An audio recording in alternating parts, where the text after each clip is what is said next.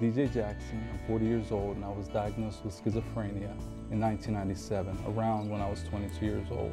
The way I like to think about schizophrenia is that it's by and large, a developmental brain disorder. At a critical juncture in brain development, something goes terribly wrong. I started noticing signs in hindsight when I was a teenager. I noticed a lot of depression, a lot of procrastination, not being able to stay focused on things. You know, brain development is fairly orderly, predictable. Through adolescence and young adulthood, layers of things are removed, exposing things that are ready and waiting to go. The problem in schizophrenia is when things are removed, what's supposed to be there is in the wrong place or isn't operating correctly. I was in my apartment in Oakland and I went on a 40-day fast. During that time, I didn't eat and it was rough. So I hallucinated. I thought God had come back to earth through me. There are positive symptoms, and I don't mean good. Positive symptoms mean things like auditory hallucinations, hearing voices, sounds, noises that aren't actually in the environment, having beliefs that other people of an equivalent age, social background, religious belief would realize are preposterous. I would just believe whatever I heard, and I was walking along the street and there was a man and I was noticing him. The voice said, whichever way he looks when he gets to that corner, walk that direction. And I just did it. Another guy on the bus, I was watching him and I thought he was sending me messages because his finger kept moving. I was just reading into it far too much. Positive symptoms come and go in episodes.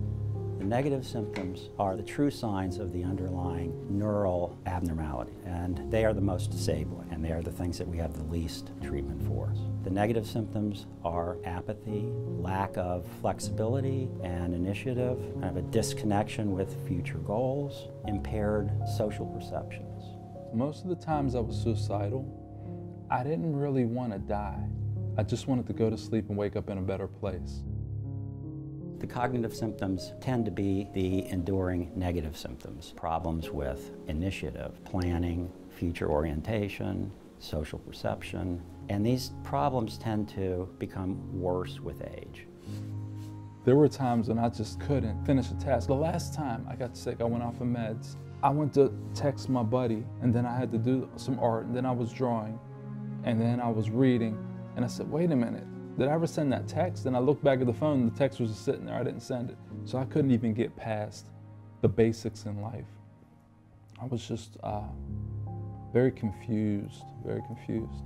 The course of treatment for people with schizophrenia depends on the phase of the illness and whether a person is in an acute episode versus in between. Acute episodes always end up being emergencies. I was involuntarily admitted into the hospital. I thought God was judging the world through me. I got very angry at the world. I just didn't understand what was going on. So during those acute episodes, medication is a huge part of it, and safe containment is a huge part of it, because a person in an acute episode has no judgment or capacity to understand that they need treatment. Medication started in my first hospital stay.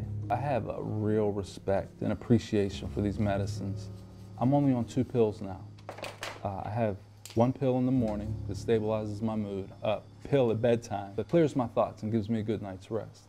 The other part of this is early intervention. Pittsburgh was a world leader in this, looking at following people with first episodes in great detail with neuropsychological testing, with functional brain imaging, and trying to get them into comprehensive socialization, cognitive retraining programs. The evidence is that if you can get a buy-in right out of the gate, the results are significantly better.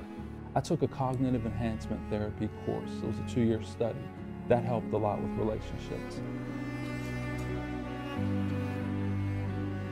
Knowing how to forgive people, know how to not infer excessively and read between the lines too much. Schizophrenia is a chronic, lifelong illness, and it must be thought of as a marathon. It's not a foot race. There are plenty of people with schizophrenia who go long periods of time without acute episodes, who have friends, who are involved in community affairs.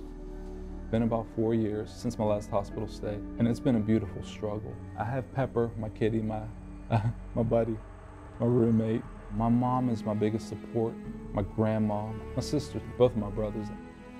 Family acceptance, education, and linkage with others who can help them become more confident and accepting is the important part.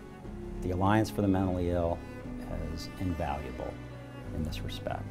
We need somebody who can say, hey, you're not doing too well, you need to go to the hospital, otherwise we won't listen to anybody. And I was there before. I didn't think there was anything wrong with me. I want to promote awareness, but also help people not make some of the same mistakes I made. Through the course of the illness, the objective is to engage people in helping themselves. I never think of myself as schizophrenic or sick. I found that if I constantly say I'm sick, I'll never feel well. Are you ready? Life is very magical right now, and I'm enjoying it thoroughly.